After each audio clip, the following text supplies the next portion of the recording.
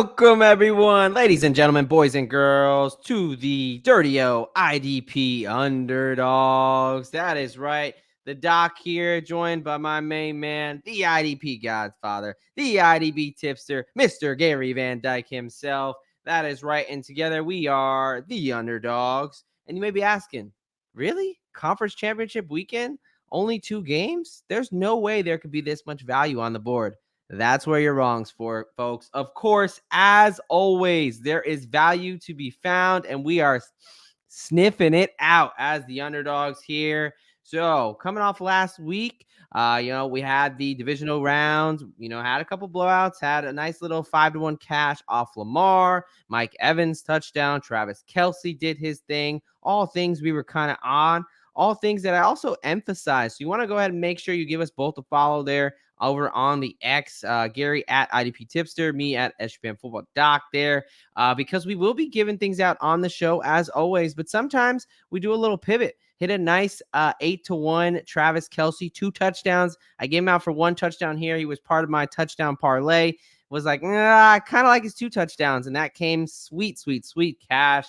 So as always, folks, we're giving out bangers here, and we're just doing more of the same this week. For those that have not joined us yet, we are the Underdogs, and like any Underdogs, we are looking to sniff out that value and get the most out of the sports books here. So this is not your grandma's prop show. We are not going to be giving out -140, -150, -110s. No. Looks like the shortest odds we have on the board today is +105, and the bets will be going up in value every single time. So for the defense, for the real football, Gary will be handling that.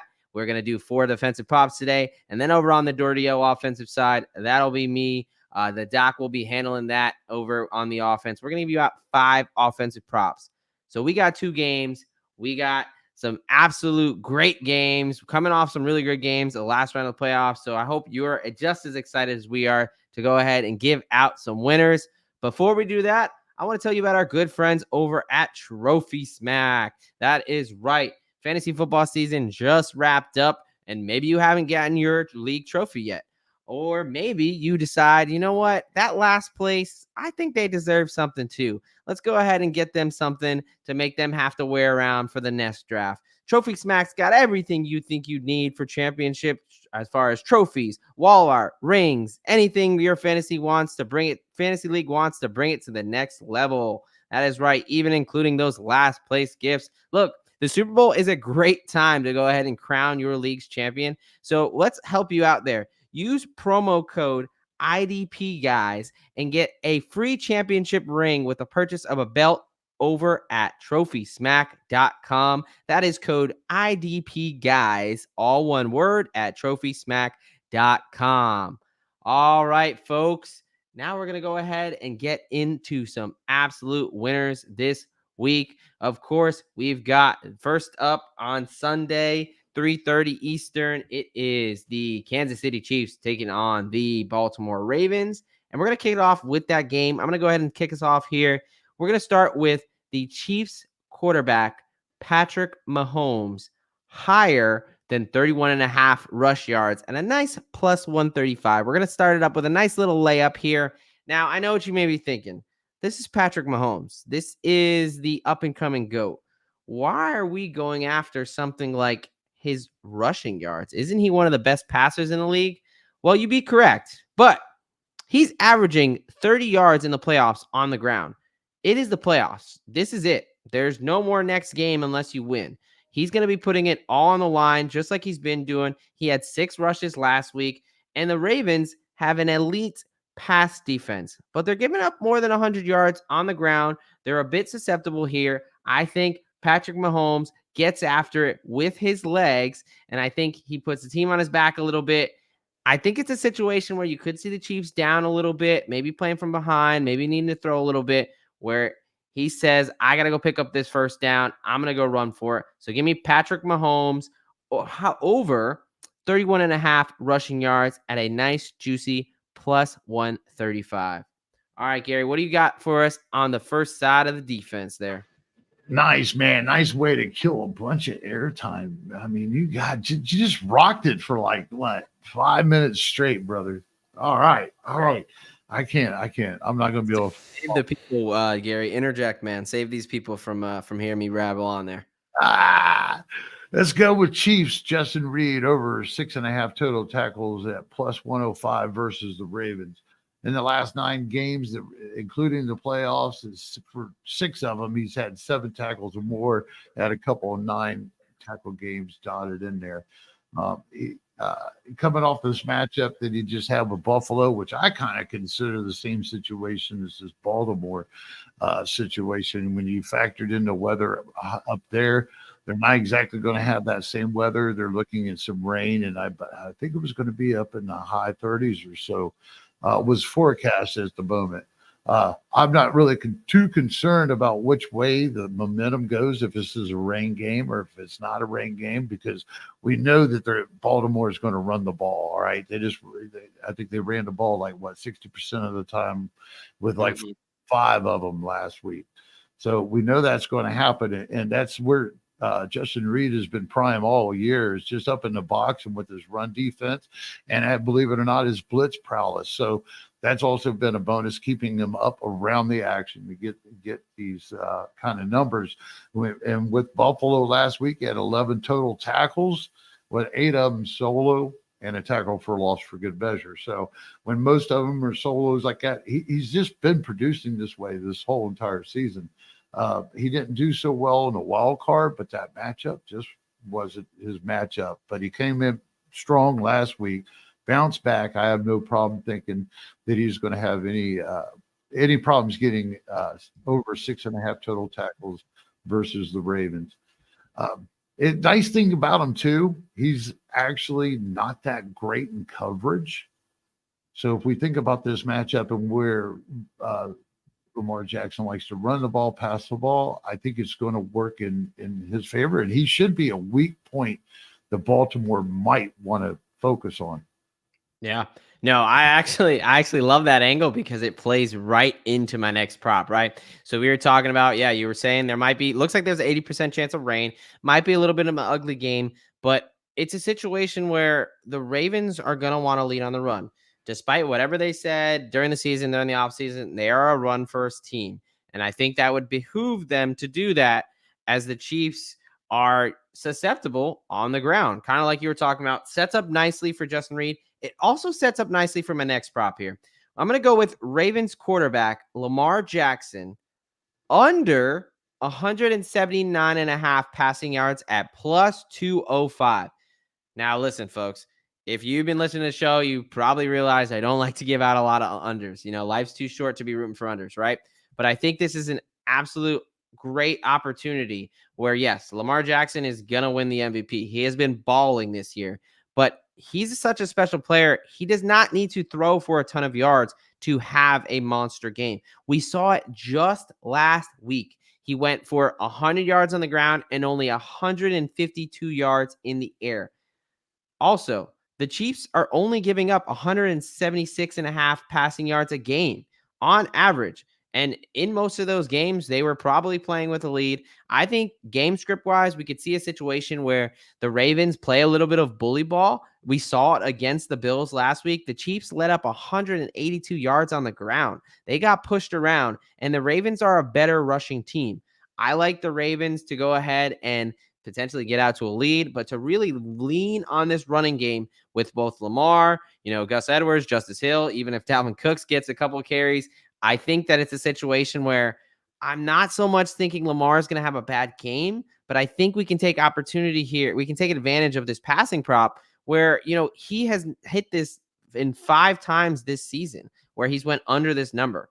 So I think this is a realistic, whether it's the weather, where it's a low scoring game, or whether the Ravens are leaning on the run. I think there's a lot of different angles that get us to where Lamar Jackson can have a good day and still not get over 180 passing yards. So that's Ravens quarterback Lamar Jackson under 179.5 passing yards at a nice plus 205. All right, Gary, Nice. Let's kick it back to the defense there. What are we seeing here? All right, let's go up here to Detroit. How about them Lions, man? How about them Lions? Restore the roar, baby. Man. All grit. Yeah, I love that, man. I love what they've done up there in the last few years. They've turned something around. They actually got the job done. But let's go with the Lions. Ifeatu and Fanu. Melifonwu. I like it though. We were close. Oh, yeah, I tried, man. Over 1.5 assisted tackles at plus 120 versus the 49ers. All right. Now, this guy's is a really, really interesting situation because he actually is a second round or second day pick for the Lions this past year. He started the season as a main player, full-time guy, basically, even with Branch and them mixing in. They had Tracy Walker, I think, might have been hurt, but it really didn't matter. The dude was averaging like 7 combined tackles those first 6 games, and then he got nicked up. And then he got nicked up again, and he had some trouble getting over. This is reports that I was reading because I had to catch up with the guy. Then all of a sudden he got better, he got healthy, and they started dotting him in a little bit in December. All right, but it wasn't quite right. So he didn't like play the last game or 2 of the season.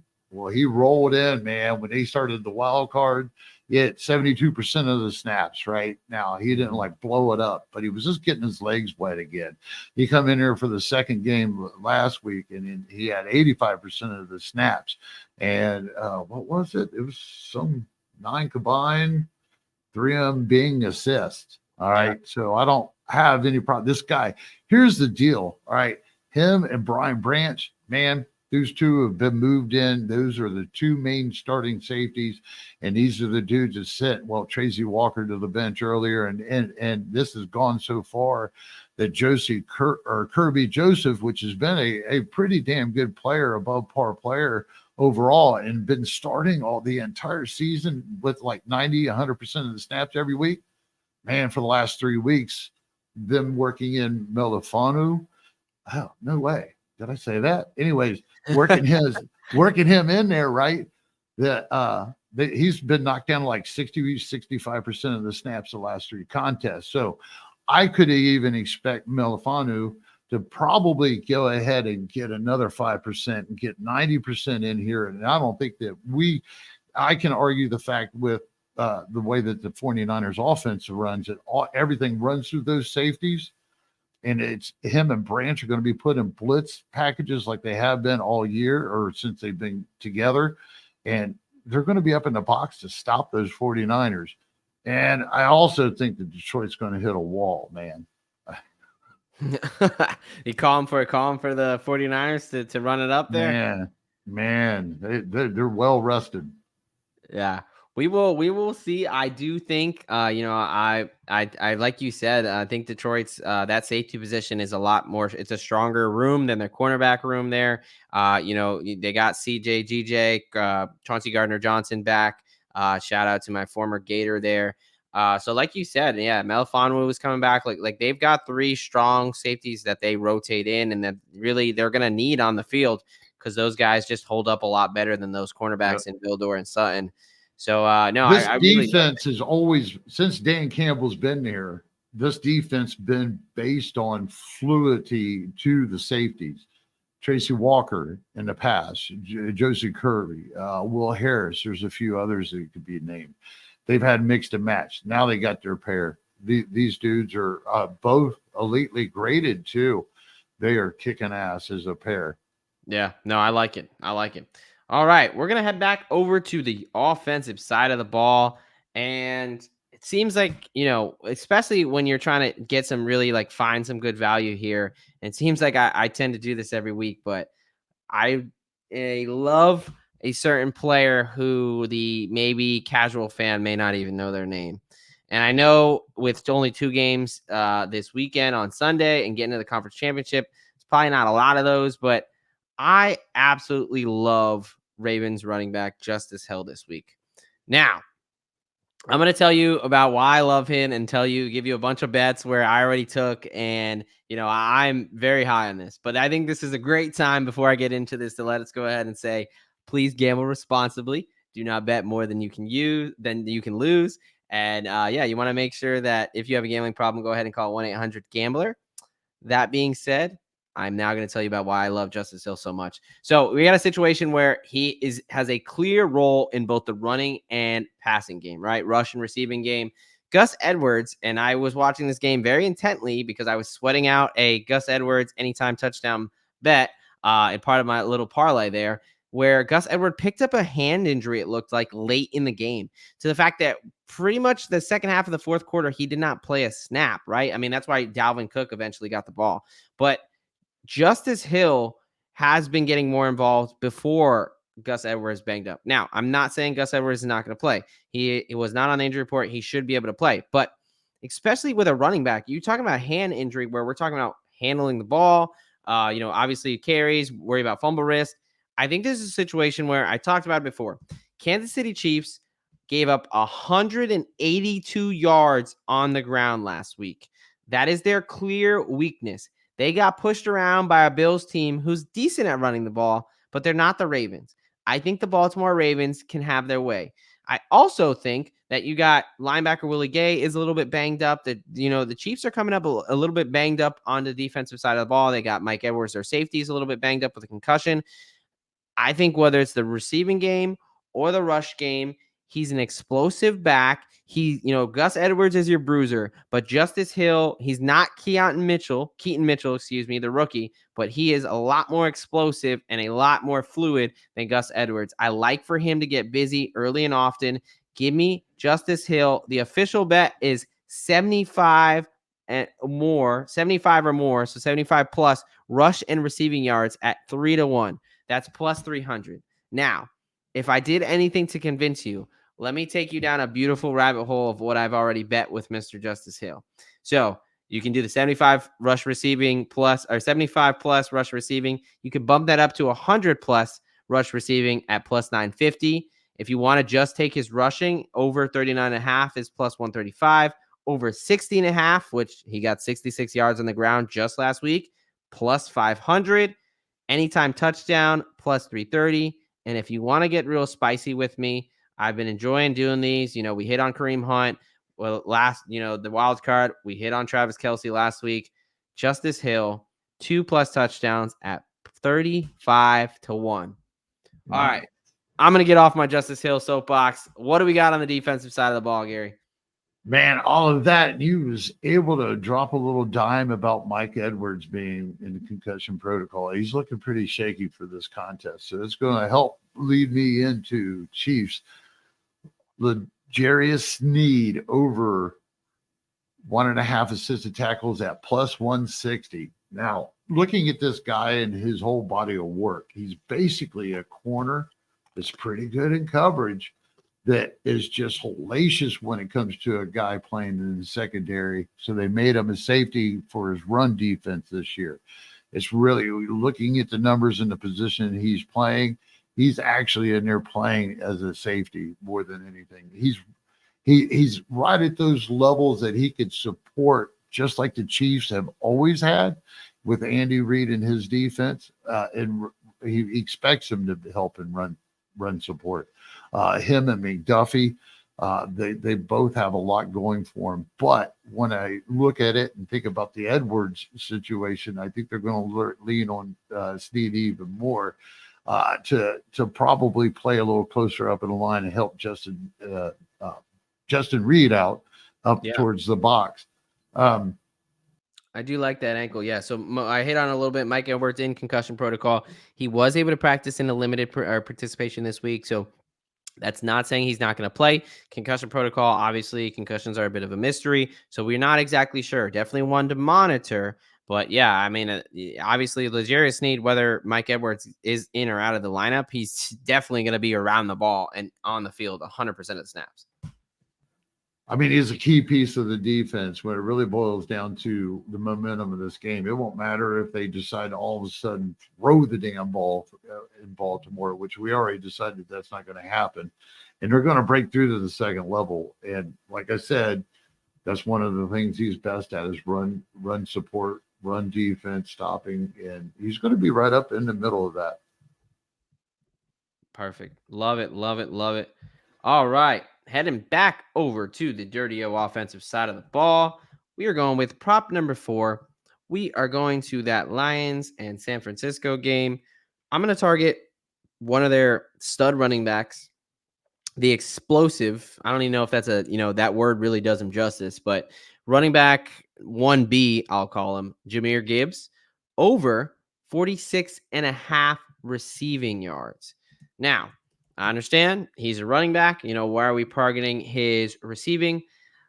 To call Jahmyr Gibbs just a running back is, to call Taysom Hill just a tight end, to call Deebo Samuel just a wide receiver. The guy is clearly able to do a lot more. He's just, you want to get him the ball in space. That's the perfect opportunity for him to go ahead and wreak havoc. The true definition of an X factor. He's averaging 41 and a half receiving yards in the playoffs. So at almost a 5-1 plus 475, you're telling me he just needs 5 more yards than what he's already averaging. And the Lions, as much as I love their story, and yes, I will be on their money line because I do not want to see both the 1 seeds in the Super Bowl. They're 7-point underdogs. So the books are telling you they expect the Lions to be down. They expect them to be needing to throw the ball. This 49ers defense is a lot more susceptible through the air than on the ground. So I think this is an opportunity where the Lions recognize some of these weaknesses, right? So you have a couple safeties back there that are their clear weakness. You've got Gibson Jr., who's a vet who's just bounced around, and they played Logan Ryan all game last week. They have that rookie, Jahmyr Brown. He was come back from an injury. So they've got some clear things that they got to figure out in the back end there. I think you can try to get him lined up on those safeties and get Jahmyr Gibbs out in space. So give me Jahmyr Gibbs over 46 and a half receiving yards at plus 475. I really think in order for the Lions to have a chance, they've got to figure out a way to make sure they get Jahmyr Gibbs in space early and often.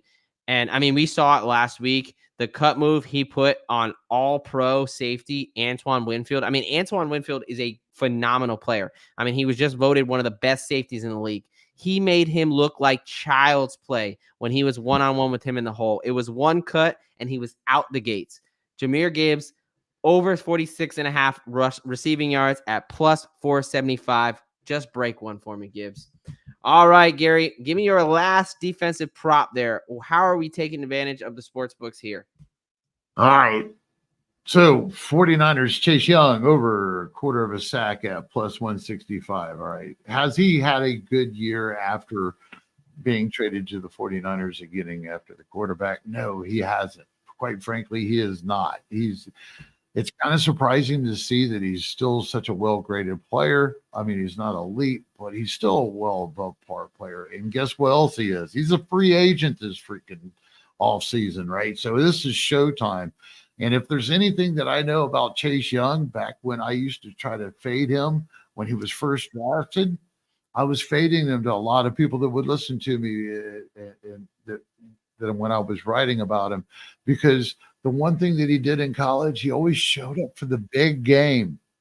But the rest of the games, put the rest of the effort into it. So he's kind of ended up having that kind of a, injury-filled career, but he's healthy, he's rested. There's a huge factor that I'm going to put in here besides that he'll want to bring his A game and look good to earn a nice contract since the trade's happening, because I'm not 100% sure they're going to be able to keep him 49ers. Reportedly, even the Bears are looking possibly at him. But that'd be a funny Montez Sweat and Chase Young reunion. Wouldn't it be? Yeah. Jared Goff in the last 2 games, playoff games, he was sacked 3 times in the wild card and twice in the divisional game. So they're giving up the sacks. And those combinations playing Tampa Bay and who was the other one? Oh, Rams. Yep. I mean, granted, especially off the edge, oh man, between Bosa and Young, those guys got a sack a piece in each other. And it's I couldn't go with Bosa here because the number is right on him. It's down well below in the negatives. And we're only in the pluses up here in the underdogs. What we're talking about, folks. This is not your grandma's prop show, right? Don't be coming here for none of that minus 110 bullshit, all right? Oh, yeah. So, yeah, no, I really like that pick. Now, Chase Young, going from being a Giants fan, him with the Commanders, I'm not going to be a super big fan of his, but it's a good situation, like you said. Lions also starting left guard, Jonah Jackson, is out. for this game. Starting Mm. center, Frank Ragnow, is going to play, but he's not practicing because he's beat the hell up. Now, he's an absolute warrior, but there is some shuffling on that Lions offensive line. They were one of the healthier offensive lines this year. Like many people will tell you, a big portion of the offensive line is chemistry and continuity. So, we're mixing some things up. We're going against a team that gets some good pressure. You've got Chase Young, Nick Bosa on one side. You got Hargrave and Eric Armstead in the middle. So, yeah, no, I like that. There's a possibility that, Goff takes a couple sacks here. So we are now kicking it back over to the offense one more time. We're going to wrap it up here with the fifth and final offensive official prop of the day. And listen, I've been telling y'all, those that rode with me for the wild card round, we had a very sweet Kareem Hunt cash. Those that were listening last round and were over on X, we had a very sweet Travis Kelce 2 touchdowns cash. And I'm back. I'm back for another one. I'm feeling dangerous, just like Mr. Baker Mayfield, RIP. I love a certain tight end for the Detroit Lions this week, and that tight end is Mr. Sam LaPorta. He's only getting healthier. So for those that don't know, a bone bruise, right? So a bone bruise, what's a bone bruise? It's essentially a bruise to your bone. Yeah, no shit, right? So essentially there's some damage to the surface of the knee, and you get swelling, you get pain. It's like you have a bruise, right? Typically a 1 to 3 week injury. We are 3 weeks away. He's only getting healthier off his bone bruise. I think we get a little bit of a discount here because the books don't really understand, is he healthy? Is he beat up? We're just looking at practice reports. The fact that he obviously was able to play the first week after it happened tells you that wasn't too big of an injury. He's only going to be looking healthier and better. And the 49ers gave up twice as many passing touchdowns than they do rushing touchdowns. So the official play is Lions tight end Sam LaPorta, who's got 10 touchdowns on the year already and multiple 2 games with 2+ touchdowns. He is plus 1,000 or 10 to 1 to get 2 touchdowns. Listen, I think the Lions are going to be able to move the ball. I think they're going to be able to put up some points. And I really think that Sam LaPorta is going to have a big day in order for the Lions to be able to stick into this game. So give me Sam LaPorta at 10 to 1 to score 2+ touchdowns. All right, folks. So we're not done with the touchdowns. We're not even close to done. Now is the time for my anytime DGen parlay, anytime touchdown parlay. So that is 4 guys to just reach that end zone for that ball to touch the first blade of white grass to get us to where we need to be. Hit a couple this year earlier on, about mid-season when we started doing these. It's been a little cold, but again, let me tell you how I play these, right? So we're talking about this is going to be basically like a little pizza bet, a lottery ticket, right? These are going to be high odds, 4 guys to score. How I do it is I will either bet these guys individually or I will round robin them. So if I hit 3 out of 4 or they're all plus money, so maybe even 2 out of 4, I still get some money. Now, in a situation where I've hit 3 out of 4 multiple times this week, so that's how I play it. Depending on how much you trust me, you could just throw in a little bet on all 4, or you could ride with me because I really think all 4 of these guys are going to score. So let's go ahead and get into it. Rashee Rice, Justice Hill, Josh Reynolds, and David Montgomery, all to score 1 touchdown, pays out 80 to 1. So let me give you a little bit of justification. We got Rashee Rice, the stud rookie wide receiver for the Kansas City Chiefs.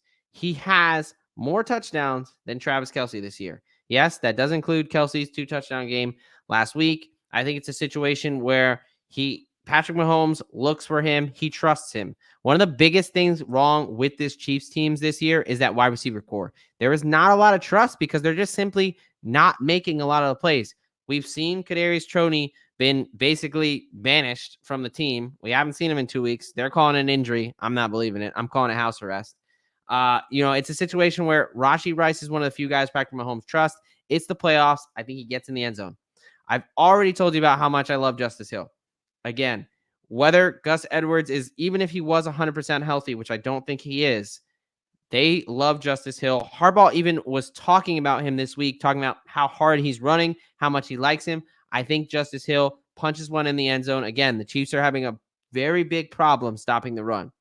You got Josh Reynolds, a guy who stepped up against earlier in the playoffs against the Rams, against his former team. I know he got one. I think he even got 2 touchdowns that game.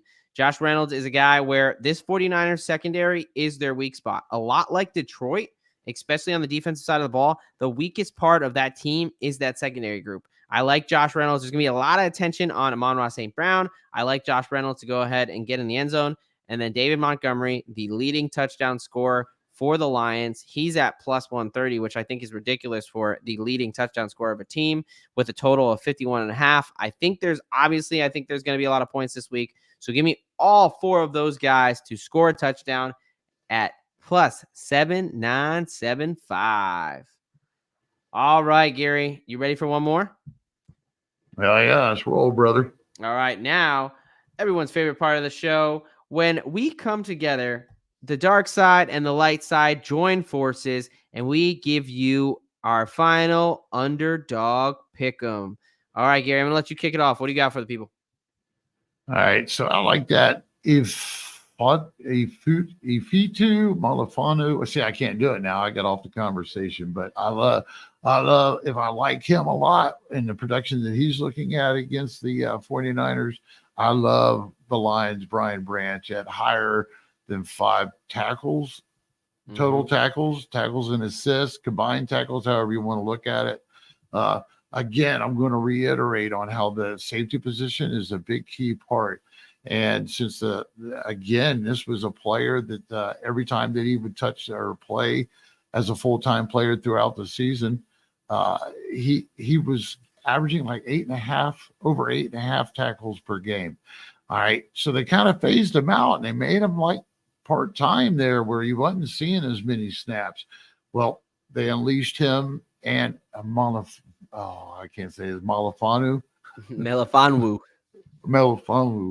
They unleashed those 2 just at the beginning of the wild card playoffs, and they've been killing it since.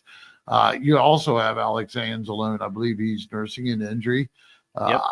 I just really love those 2. I'm surprised that it's just 5. Yeah. No, I mean, he hit that last week. I mean, really, we're a little bit high on a couple Alabama rookies there. The rookie class this year, whether it's LaPorta, Gibbs, Brian Branch, Jack Campbell, they've really kind of came to play this year for the Lions. Really, really a big reason why they're kind of where they are. All right. He went 7 and 8, 7 tackles, wild card, 8 tackles last game. There you go. Yeah, I don't know why they haven't adjusted this number, but again, this is why we're here, folks. Let's take advantage of it. All right. The next play there, you guys are probably sick of me talking about him, Mr. Justice Hill. Again, we'll see how it is, because if he doesn't have a good game, obviously you guys can come back and chirp me, but I like him higher than 48.5 rushing receiving, right? I've talked about it. He's had games where he's hit this himself on the rush. He's had games where he's hit this himself through the air in the receiving game. I think the Chiefs are obviously susceptible on the ground. You got Willie Gay beat up, their linebacking core, their safety, typically the guys who will be covering these running backs. Lamar, when he's running around back there, he's able to go ahead and dump it off to the running back. I like Justice Hill. There's not too much else I can say there. So I'm going Justice Hill higher than 48.5 rush receive yards. All right, Gary, what's play number 3? I'm going to go ahead and go with 49ers Nick Bosa. I mean, I think Chase Young is going to get one of the 2 to 3 sacks that they're probably going to end up in this game with. I certainly think that Nick Bosa is going to get one of them. So I want to take 49ers Nick Bosa higher than half a sack. Again, I just don't see how you're going to keep this guy for sure out of the backfield. And that's another reason that his sack bet, I believe, was like negative 180 or something. Oh, wow. Right. Yeah. That's an interesting point, right? So that, the difference between underdog, underdog fantasy, obviously, you're picking guys, it's at least 2 guys, 1 on each team. They're all different pick'ems, right? So, you're not betting them straight bets, but this gives you an opportunity to grab some value, right? So if you were to bet this on DraftKings, obviously, whatever it was, minus 150, minus 180, here you don't have to lay any of that juice, right? So it gives you an opportunity to kind of play that essentially at even money or whatever it is, where you get the 10x with the 4 picks. So it's just another nice little feature you want to use there over on Underdog Fantasy. All right, the last play here to go ahead and wrap this pick 'em up is Lions tight end Sam LaPorta, higher than 5 receptions. We've been kind of hitting on this, but obviously only 2 games, so you can only like so many people, right? So you're going to want to trust the guys that you like. LaPorta here, 5 receptions, I think is going to be very easy for him. I've talked about the angle where, there's a decent chance that I do think that Detroit is going to be able to put up points. I also think the 49ers are going to be able to put up points, right? So, the points are the total on this game is 51.5 for a reason. It's going to be great weather. I think you got 2 offensives that are really good, and you got 2 secondaries who are a little bit suspect. So I think that LaPorta is going to have a big day. Regardless if the Lions actually have success or not, they're going to need to throw him the ball. I believe he got I think it was 11 targets last week with 9 catches. Again, he's getting healthier. I don't know if the books completely understand that he's essentially 100% at this point. So I think this is a great time to grab some value here. So give me the Sam LaPorta higher than 5 receptions. All right, a quick recap there. We've got Lions safety Brian Banch higher than 5 total tackles. We've got Ravens running back Justice Hill higher than 48.5 total yards. That's rush and receiving. We've got 49ers defensive end Nick Bosa higher than a half a sack. And to wrap it together, we've got Lions tight end Sam LaPorta higher than 5 receptions. Throw them all together, 4 plays, 4 cashes, 10x your money, folks. All right, that just about does it for us here. The whiskey is gone. That must mean that we did a hell of a show. Gary, what do you got for the people before we send them out of here? Hey, make sure you check out the second edition with Dave and Axton. It'll be coming out Saturday morning along with another Players Pod, which Johnny the Greek is still kicking ass on his team pick'ems overall. So there we go, folks. Make sure you check that stuff out all Saturday and Sunday before the game start. That's what we do over here on IDP, guys. We're trying to get you ready for these games. Listen, only 3 games left in the NFL season, all right? We got to do our best to enjoy them, and the way that we help you enjoy them is getting you this sweet, sweet, sweet value from the books there. Like we said, folks, not your grandma's prop show. We are the Dirty O and IDP underdogs, and we are out of here.